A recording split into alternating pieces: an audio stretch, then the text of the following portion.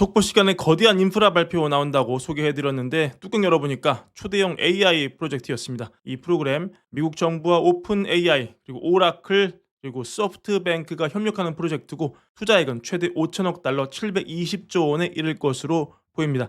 지난번 손정희 회장과 트럼프 간의 만남 저희 보도해드린 바 있는데 그때 이 얘기가 이미 진행이 되고 있었나 봐요. 그래서 소프트뱅크까지 들어간 그런 프로젝트고요. 일단은 이 회사, 이 세 개 회사가 1,000억 달러를 투자하고 그 이후에 5천억 달러까지 늘어나는 그런 구조입니다. 이름은 스타게이트라고 이름 붙였고요. 텍사스에 데이터 센터를 설치하면서 운영을 시작하고 앞으로 다른 투자자들도 여기 합세할 수 있을 것으로 예상이 되고 있습니다. 제가 방송 준비하는 시간 기준으로 트럼프가 연설 진행하고 있었는데 굉장히 거대한 인프라고 많은 고용이 동반되는 좋은 프로젝트라고 얘기하면서 3명의 CEO 소개를 했습니다. 앞으로 관련 테마 형성될 가능성 매우 높은 그런 상황 되겠습니다. 오늘 장이 굉장히 좋았습니다. 특히 금리에 민감한 러셀 2000의 상승 두드러졌습니다. 하나의 고리를 찾아볼 수 있을 것 같은데 석유 채굴을 강조하는 트럼프의 발언에 따라서 유가의 하락 그리고 그에 따른 장기물 금리의 하락 그리고 그에 따른 금리 민감한 러셀 2000의 상승 그런 구조입니다. 마침 물론 이게 하루 전 인터뷰이긴 한데요. 이 시대 가장 유명한 투자 구루 중 하나인 스탠리 드렁켄 밀러가 CNBC와 인터뷰를 한 게 있습니다. 이게 지금 의미가 있는 게 사실 드렁켄 밀러가 지난해 말에 미국 장기물에 숏을 쳤어요. 그러니까 금리 상승에 베팅을 했다는 거죠. 그리고 그 이후에 미국 장기물 금리 어땠습니까? 10년물 금리, 30년물 금리 굉장히 올랐죠. 그래서 드렁큰 밀러가 또 회자가 됐습니다. 어떻게 됐습니까? 아, 이 사람 정말 투자 구루가 맞구나. 이 사람 해안이 맞아 떨어졌다. 사람들이 감탄을 했거든요. 그래서 지금 그가 보여주는 트럼프 행정부 출범을 보고 어떻게 이걸 생각하는지 이런 게 우리가 들어볼 만한 그런 토픽이 되겠습니다. 그래서 의견 들어보면 일단은 드렁켄 밀러는 지금 국채 공매도는 유지하고 있다가 팩트입니다. 조금 뉘앙스가 다른 게 있으니까 최대한 살려보자면 일단은 지금 드렁켄 밀러 포트폴리오 중에 10에서 15%가 장기채 숏인데요. 여전히 그 포지션 유지하고 있다 이렇게 얘기를 하고요. 많은 사람들이 금리 인하한 이후에 금리가 상승한 것에 놀랐다. 장기물 금리가 오른 것에 놀랐지만 나는 안 놀랬다. 왜? 미국 정부의 재정 상황이 너무 걱정이 됐고 그리고 트럼프 당선 이후에 이 야성적인 본능, 애니멀 스피릿이 살아나서 경제를 이게 살리는 그런 구조가 될 거로 미리 난 알았기 때문이다. 근데 드렁켄 밀러가 말하기를 이런 이 장기물 금리 영향을 주는 이런 변수는 이미 많이 진행이 됐고 지금은 7회 말 정도로 보인다. 하지만 여전히 7회 말에서 9회 말 사이에도 큰 수익을 낼 수 있다. 이렇게 얘기를 합니다. 그러면서 연준의 부양책, 즉 금리나 말하는 것이죠. 연준의 부양책이 자산 가격 급등을 가져오고 이 야성적 충동이 인플레를 야기할 가능성도 있다. 만약 이렇게 되면 채권 시장의 문제를 야기할 수 있다. 그래서 여전히 국채를 공매도하고 있지만 이게 또 약간 중요한 것 같습니다. 포지션의 크기를 확대하지는 않고 있다. 더 하고 있지는 않다는 거죠.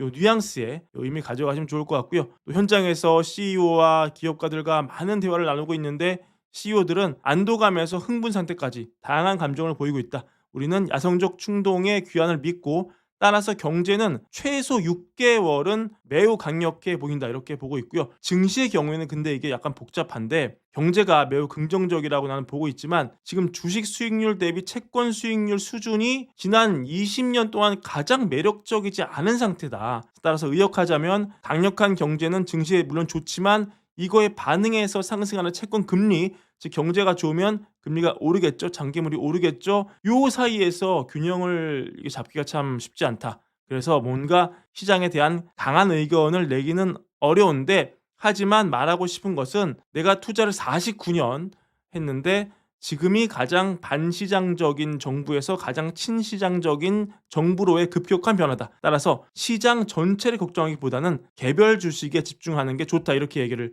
했습니다. 그러면서 시청자에게 올해 돈 많이 벌 수 있을 거라고 덕담을 하기도 했는데 관련해서 이게 딴 얘기인데 오늘 그 데이터 하나 보자면은 사실 어제 트럼프가 굉장히 많은 얘기를 했죠. 취임할 때. 이 중에 일단 뭐가 가장 먼저 테마로 떠오를 것이냐. 이 부분에서는 일단 우주 테마가 먼저 치고 나섰다. 왜냐면 어제 말씀드렸지만 트럼프가 화성에 가장 먼저 성조기를 꽂겠다 하니까 머스크가 이렇게 따봉을 하지 않았습니까? 결과 이게 테마가 되면서 오늘 레드와이어 이거 51.39% 소형 로켓 발사 전문 기업입니다. 완전히 정말 급상승을 했고요. 그리고 그 로켓랩 USA 요것도 30% 올랐습니다. 소형 로켓 발사 전문 기업이고요.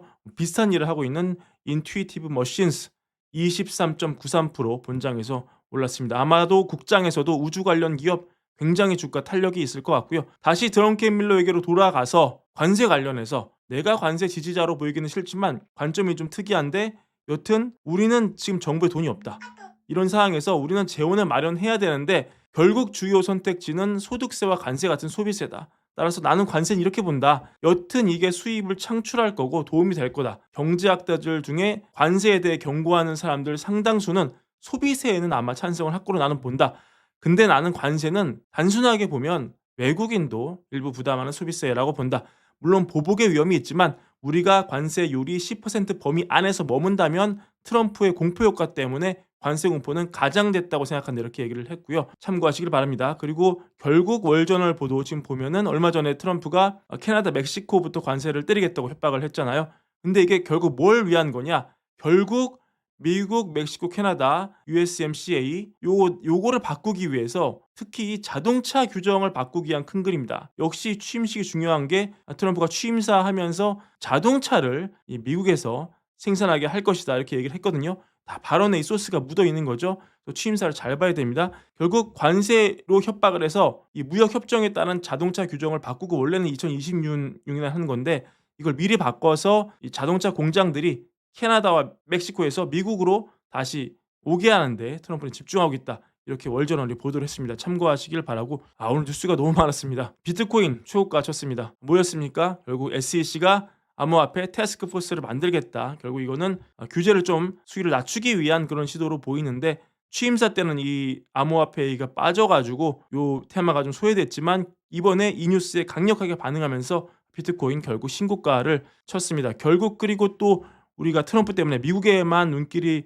쏠려 있는 사이에 교도통신 보도가 나왔죠. 이번 주에 일본 은행이 금리를 올릴 것이다.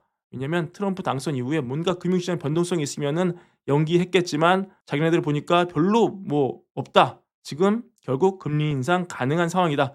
이런 보도였습니다. 앞으로 이 매크로 변수 역시 어떤 파장 줄지 관심이 몰릴 것으로 보입니다. 자, 오늘 여러 소식을 압축적으로 전하느라고 좀 정신이 없었는데 들으시느라 고생이 많으셨고요. 지금 너무 뉴스가 많아서 저도 중간에 속보 방송을 하면서 방송을 지금 여러 번 하고 있습니다. 추가 소식도 중요한 거 있으면 다시 찾아뵙겠습니다.